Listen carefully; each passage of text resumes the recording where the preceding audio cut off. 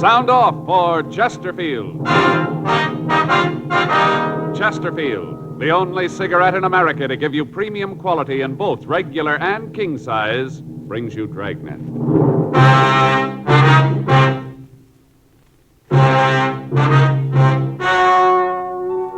Ladies and gentlemen, the story you are about to hear is true. The names have been changed to protect the innocent.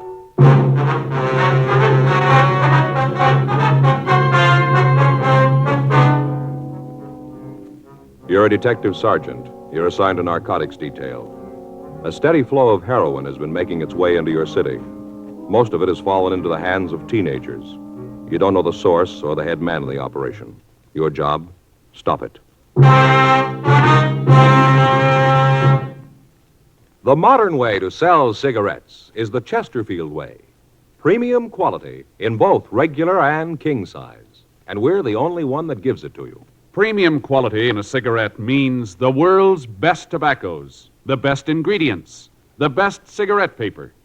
Only Chesterfield gives you this premium quality in both popular sizes. King size Chesterfield contains tobaccos of better quality and higher price than any other king size cigarette. Well, that's certainly important to every king size smoker. Of course, it's the same fine tobacco as in regular Chesterfield. There is absolutely no difference, except that king-size Chesterfield gives you more than a fifth longer smoke. Yes, the modern way to sell cigarettes is the Chesterfield way.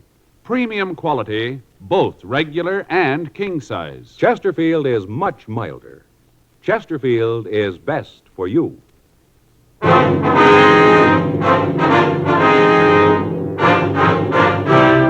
Dragnet, the documented drama of an actual crime. For the next 30 minutes, in cooperation with the Los Angeles Police Department, you will travel step by step on the side of the law through an actual case transcribed from official police files.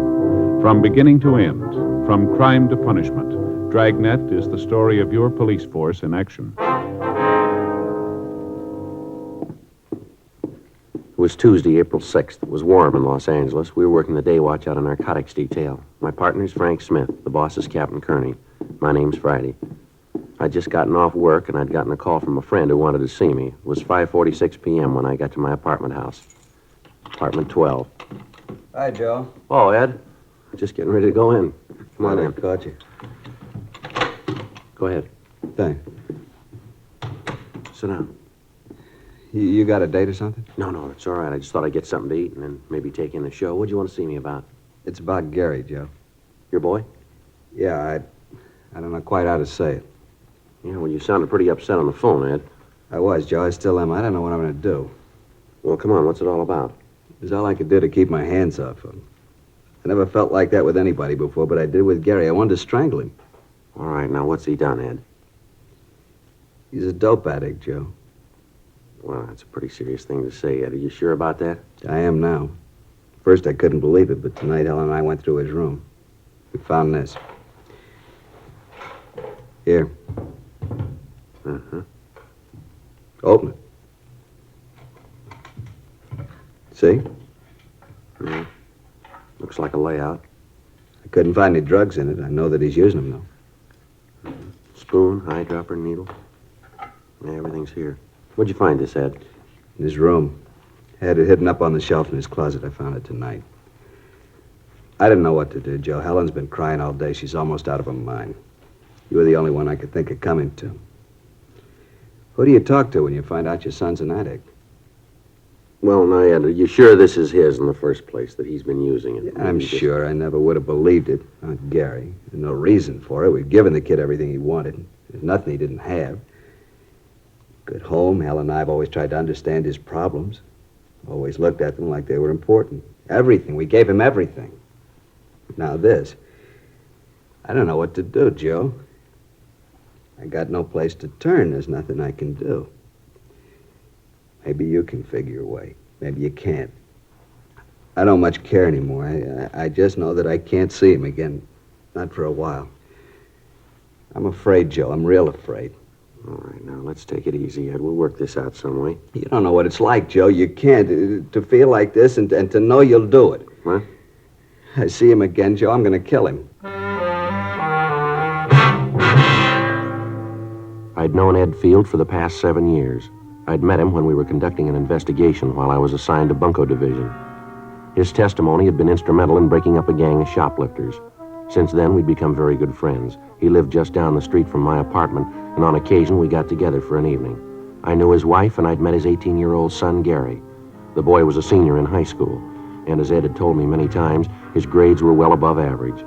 The Field family was moderately well-to-do. Their home wasn't luxurious, but it was good-sized. To look at the boy, there was nothing that would cause anybody to think that he might be a user. 6:12 p.m. Field and I arrived at his home. Helen Field was waiting for us. She was a nice-looking woman in her early 40s. She let us in the house and showed us to the living room. It was obvious that she'd been crying. I don't know how to thank you for coming over, Joe. I guess Ed told you what it's all about. Yes, Helen, he did. Gary home yet? No, I haven't heard a word from him since he left. I didn't tell Joe what happened this afternoon. Thought it'd be better if he got it from you. Oh, all right. You want to sit down, Joe? Sure. I'll tell you. Thank you. Well, Gary came home this afternoon about 2:30. Mm-hmm. Walked into the house and went right to his room. He didn't say a thing to me. First, I thought that maybe he might be sick. I went to the room and he'd locked the door. I knocked, asked him if he was all right. Yeah. He called through the door that he was okay and for me to leave him alone. I asked him if there was anything I could do. You know, if he was sick, he might need something. I understand. What'd he say? Told me to get away. To leave him alone and get off his back. Those were his exact words. Leave him alone and get off his back. Mm-hmm. About 20 minutes later, he unlocked the door and came out. He seemed to feel fine. He came over and kissed me and said he was sorry about what he'd said. Said that he hadn't been feeling well and that he'd said those things without meaning them. Mm-hmm. I told him that he ought to wait until I could take his temperature. He said there was nothing wrong, for me to get out of his way, that he had some business to take care of and be home for dinner. I tried to stop him from leaving, and he pushed me aside.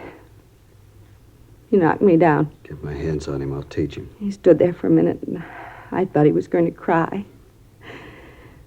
But he just turned around and walked out. Well, you any idea where he might have gone? What this business was that he was going to take care of? No, not the slightest idea. You can see what we're up against, Joe. I'm afraid to even see the boy. Yeah. When did you first figure that he might be using narcotics? When I came home, Helen told me what had happened. I thought about what would make the kid do a thing like this. The more I thought about it, the more there had to be only one reason. That's when Helen and I went through his room and found that kit. Mm-hmm. Has the boy been ill at all lately? Under a doctor's care? Something that you might not know about? No. I'm sure that if he was, we'd know about it. I want to see you, Gary. Yeah, I'll be right with you. I want to see you right now. You'll have to wait. Maybe there's something wrong with your ears, son. I'm not going to take that from you. Please, Ed, don't do something you're going to regret. Now listen, Helen, that boy's 18 years old. For all that time, we've done everything we could for him. We've given him a lot more than most boys his age have. I'm not going to stand by and see it all blow up just because he's a kid. That's no excuse. I want an answer for all this. What he's been doing, what happened this afternoon. I want those answers, and I want them now. Remember, he's only a boy. And I'm getting sick of that, too. Where is it? Now listen, boy, I know what's been going on. I want to talk to you about it. I don't want you to lecture me. All I want to know is where's the kid. Take it easy, son. What are you doing here? I asked him to come over. You didn't turn me in, huh? Your dad asked me to come over to see if I could help here. I don't need nothing from you, cop. I want the layout. Where is it? You aren't going to use that anymore. I want the layout. I gotta have it. Where is it? Please, Gary, don't get your father any more mad than he is. I don't care how sore he is or how sore he gets. I want the layout. I want it now. I can't think of any more simple way to say it. If I have to take it away from you, then I'll do it your way. You lousy bum. I'll teach you to talk to All right, take it easy, Ed. This isn't going to get you anywhere now. Come on, settle down, both of you. Get out of here. Get him out of here. Joe, I swear I'll break him in two. Please, Ed, Joe, do something. Let him go. Let him go. It's about time he found out I'm old enough to call things my way. Go on, let him go. I'm not afraid of him. I'm not afraid of you either, cop. I'm not worried about anybody. All I want is that kit. I gotta have it. I got it. I'll give it to me and we can talk then. I gotta have it fixed. I got it. Joe, do something, please. All right, come on, sit down. Sit down, boy. This is going far enough here. Let's get a few things straight. You're not going to have any more of that. We'll see that a doctor looks at you. He'll do what he can, but you've had it. No more narcotics for you, now face it. You want me to tell you where you stand? You're a user. Any way you slice it, this had to happen. I don't want anything from you. Why don't you just leave me alone? I can't do that. Let me see your arm. Come on, roll up your sleeve. Do what he says, Gary. Yeah. Both arms, huh? I'd take a joy pop once in a Now, while. don't con me, Gary. You got it bad, and it's going to get worse. You didn't get that arm from chipping with the stuff, the kit we found. You don't need to lay out that big to joy pop. You've been mainlining it for quite a while. I know it, and so do you. You holding now? Come on, boy, answer me. You holding now? Yeah? Well, let's have it. I'm not going to give it to you. You got no choice, son. Either you give it to me or I'll take it. All right, here it is. How big a habit you got? Not big. How big? Couple of bucks. Now, come on, boy. Let's have a straight answer. 25 a day. $25 a day. That's a lot of narcotics, isn't it? That's what it takes. Where's it come from? Come on, who's your connection? You maybe got me, but I'm not going to be a fink. You got to let me go at that. I can't do that. Now, where'd you get this stuff? How about that doctor? You going to do something about We'll that? talk to him. Talking to him ain't going to do any good. I got to have a fix. I'm beginning to fall apart. Come on now, be a pal. Let me have a fix. I'll tell you all about it then. You got the kit. You got the stuff. Come on, be a sport. No huh? go. You can't do it. Come on, let's go downtown. You're going to take him to jail, Joe? I'll take him down to Georgia Street Receiving Hospital. The doctor can look at him there. We're going to have to hold him for a while in this field. Why'd you do it, Gary? Why? Can't you tell me? Is it something your father and I have done? There's got to be a reason. What is it? Oh, please, Gary, tell me. Come on, let's get out of here. Can we see him after he gets there, Joe? Yeah, I'll call you, Ed. Don't you want to say goodbye to your mother, son? Why? It wouldn't prove anything. Yeah, I guess that's the way you'd look at it. I broke the law. Now they're going to make a convict out of me. I didn't call him. You did. How are you going to explain that to her? You turn your own son in. How are you going to tell her about it? I hope you're real happy now. I'm not proud of it, son.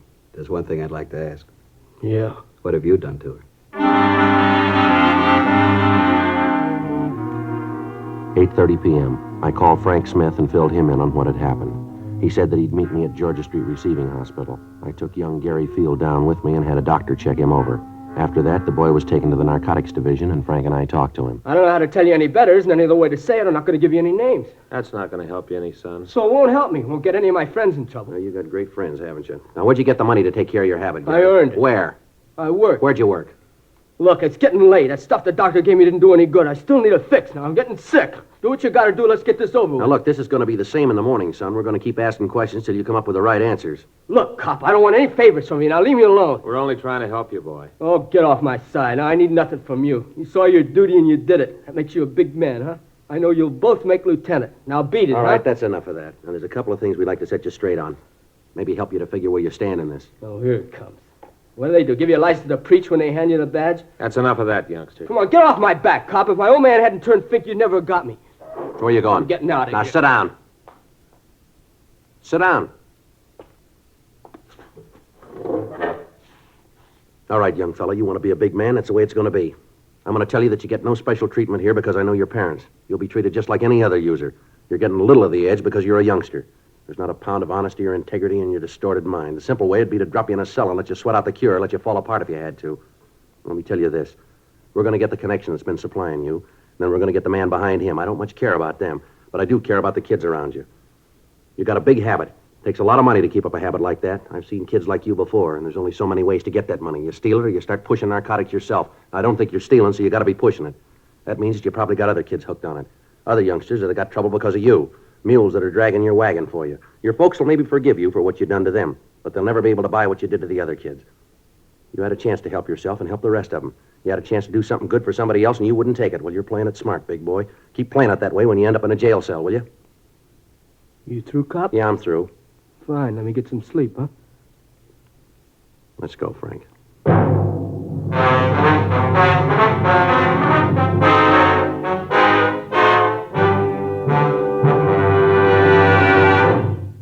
You are listening to Dragnet, the authentic story of your police force in action.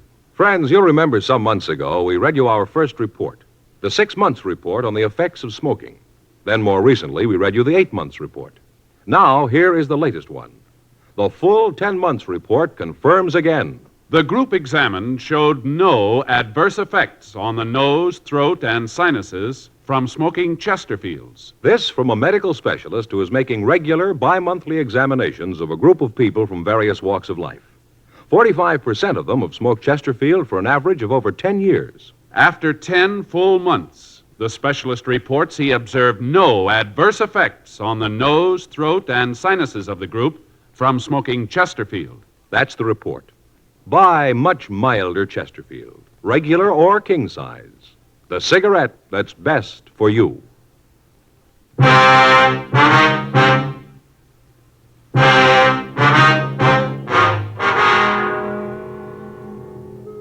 Gary Field was taken to the main jail and booked. Frank and I went back to the office to fill out the arrest reports. The next day, Wednesday, April 7th, we began to talk to Gary's friends and teachers. From all of them, we got the same story. Until 6 months before, the boy had been a model student. He was always at the top scholastically in each of his classes. He was a member of several honorary student organizations and had twice been nominated for president of his class. Then, apparently without reason, the boy's personality had changed. He stopped taking an interest in his schoolwork. Several of his teachers told us that he wouldn't have gotten passing grades at the end of the semester. He dropped out of the service organizations at school. From some of his teachers, we got the names of his close friends. Talks with them netted us little. They told us that Gary had dropped out of the crowd of youngsters that he'd been running with and had taken up with new friends. They told us that they didn't see much of him after school, that he'd gotten into fights with other students on several occasions, and that after a period of time, they'd stopped asking him to their functions. None of them were able to give us the names of his new friends. We checked with the neighborhood merchants. Most of them knew Gary. They said that he'd worked for them after school, but they hadn't seen him for several months. We asked them if they could help us locate his friends. They told us that they had seen him in the company of one particular man on several occasions, but they couldn't identify him for us. We got a description of the man, but it meant nothing to us or to the other members of the narcotics division. Photographs of known narcotics suspects were shown to the parents of Gary Field and to the storekeepers around the school. They couldn't identify any of them. 2 days passed. Friday, April 8th, we got a call from the field boy. Frank and I went over to see him. What'd you want to see us about, Gary? I wanted to tell you that I've had it. What's that mean? Then I want to tell you about it. What's the matter? You been sick? A little. That's not why I called you, though. They treated me all right here, but I got to thinking. All right, go ahead. I used to read in the papers where the kids would turn themselves in or get caught and cop out. All about how they realized what they'd done. Always seemed like a lot of phony sob sister stuff. I know different now. I know what I've done. I know I got to stand for it. I'm not asking any favors because I know that I've done nothing to call for 'em. I'm not trying to be a hero or a martyr. I just want to help get this thing cleaned up. One thing I'd like to know, Gary. What's that? What made you get started on this stuff? You seem like a kid that has everything you want. You don't look like a kid who'd fall for it. Who knows? I'd give you 1,000 reasons they still wouldn't add. I guess I just wanted to be top man all the way around. How'd you get on it? Started lushing it up, then the tea, then the heroin. That's the way it runs, isn't it? Most of the time. I didn't figure I'd ever be hooked. Thought it couldn't happen to me. How wrong you can be. How long you had the big habit? About 6 months. Chippied with it about the same time before then. Where'd you get the money? Yeah, guess we had to get to that, huh? That's right. Where'd you get it? I got some kids pushing this stuff for me. Worked for a while. It wasn't enough. By that time, the kids were hooked themselves. I was the only connection they had. They had to do business with me or do without it. Yeah? I told them that if they couldn't pay me in cash, I'd take merchandise. They'd bring it. I'd sell it. That way we both came out all right. They got their H, I got mine. You mean you got him to steal, that it? Yeah, I guess so. I never asked where they got the stuff. I just took it and sold it. That and the stuff they sold for me, I made out. These kids pushing H for you? No. Well, they're shoving tea. I sell it to them for 4 bits a stick. They get up to $1.50 for it. Do you know where they peddle it? No, I never asked. All I was interested in was if I got mine. All right, give us their names, will you? Guess that's the only way, huh? That's the only way. Okay, I'll give them to you. How about your connection? Who's he? Guy named Jack? Jack who? I don't know, honest. I really don't. Where'd you meet him? Drive-in downtown? Where? Drive-in at the corner of Reno and Vernon. How do you set up the meet? I just go in there between 10 and midnight, park the car and order coffee. He comes over to the car. You mean that he's always there at that time, huh? Usually is. So your only source? Yeah. Anyone else pushing it around there? No, as far as I know. I think he's the only one in the operation. All right, you'd be willing to arrange a meet with him so we can pick him up? Yeah, I'll do it. All right, fine. Sure want to see the folks. I got so much to make up for. That's right, you have.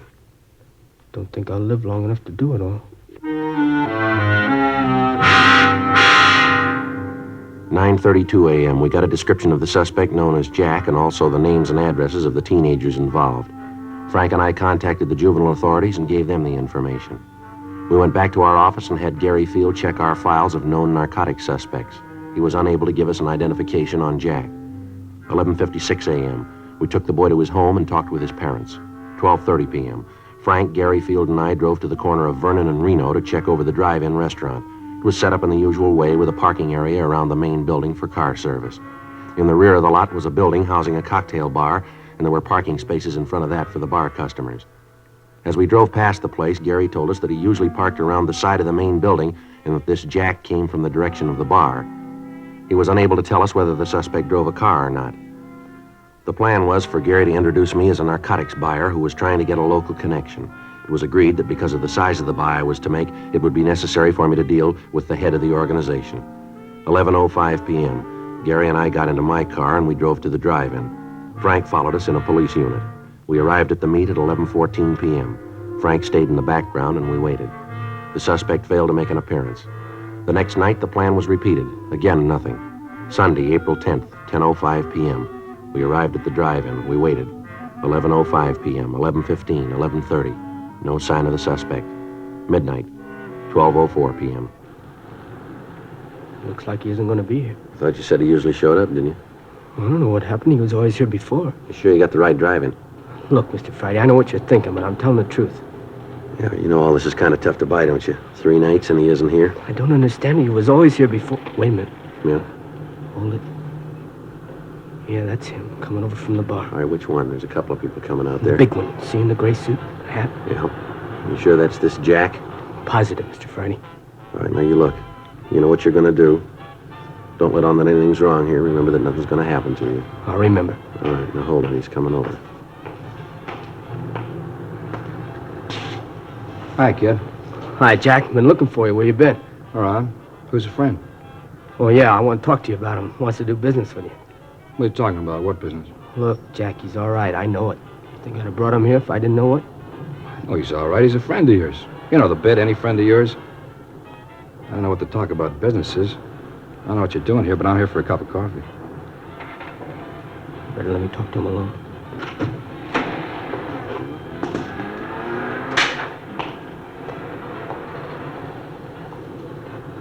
What are you trying to prove, bringing the guy here? Who is he? Friend of mine? Told you once, I told you 1,000 times. Don't ever bring nobody with you, haven't I told you, huh? Oh, yeah, but he's okay. He wants to make a buy, a big one. Crazy kid, you told him about it? Look, he's okay. I know it. Look, Jack, we both stand to do all right from this. I kind of figured if he bought from you, you might give me a little piece of it. You know, sort of say thanks for the business. How long you known this guy? Long time. How long? A couple of years. How come I never seen him before? He doesn't hang around this part of town. Well, what's he doing here now? Like I said, trying to make a buy. Where'd you meet him? Before I met you, I used to buy stuff from him. He moved out of town, went up north, does business up there. Last couple of days, I couldn't get in touch with you. I ran into him. He fixed me up. And then he told me he wanted to buy. Right away, I thought of you. All right, I'll talk to him. But I ain't making no deal. You just talk to him. You'll find out everything's okay. All right. You let me do the talking.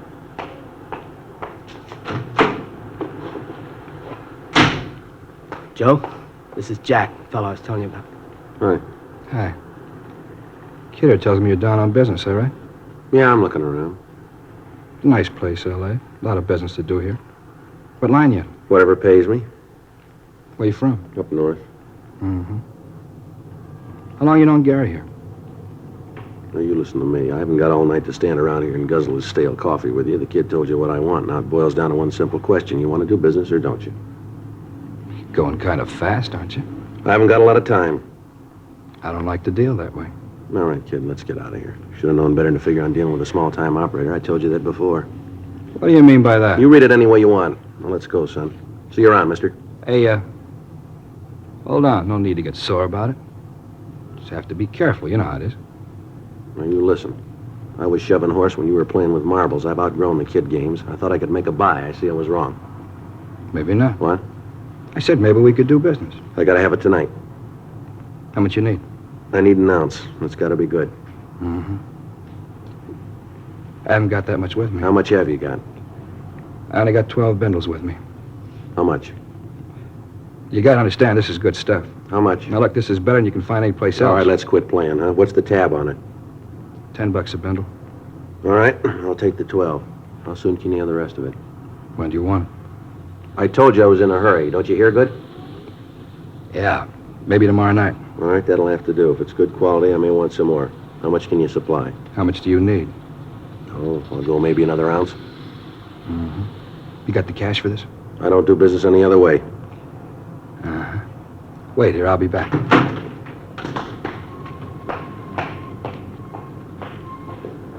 It's all right, isn't it, Mr. Franny? Yeah, Gary, everything's fine. You see where he's going? No, it's too dark. Don't you worry about it. Frank will see where he goes. I'll be glad when this is over. All right, hold it.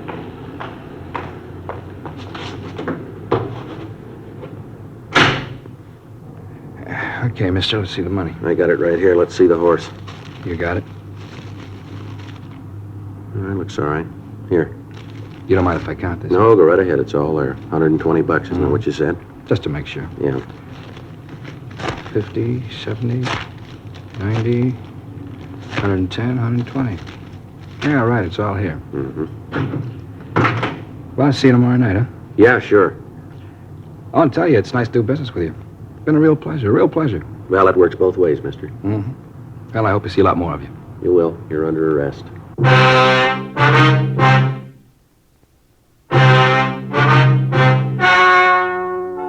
The story you have just heard was true. The names were changed to protect the innocent.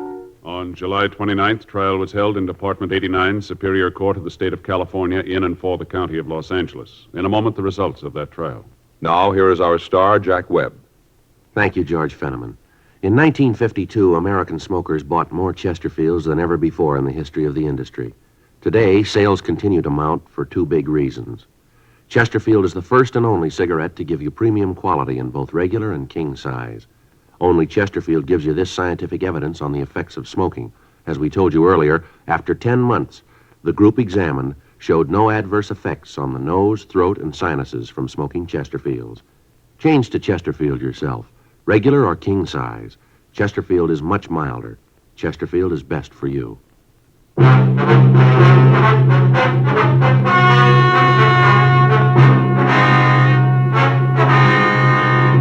Gary Richard Field, because of his cooperation, was placed in a hospital for rehabilitation and at the conclusion of his treatment was placed on 3 years probation. The other juveniles involved were handled through the juvenile court and received sentences comparable with his. Jack Alexander Williams was tried and found guilty of violation of the State Narcotic Act, a felony, and was sentenced to the state penitentiary for the term as prescribed by law. Violation of the State Narcotic Act, a felony, is punishable by imprisonment for a period of not more than 6 years in a state prison.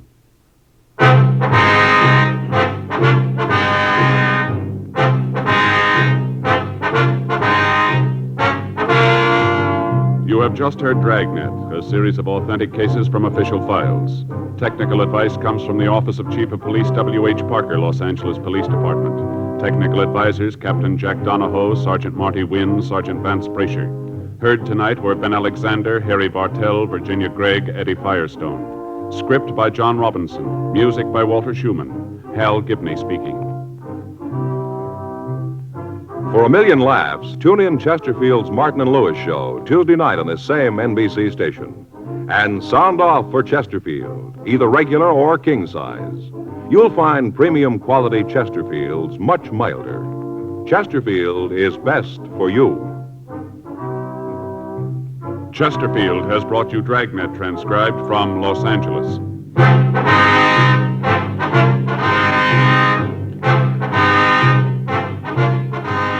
Tonight, it's Adventure with Barry Craig, confidential investigator on NBC.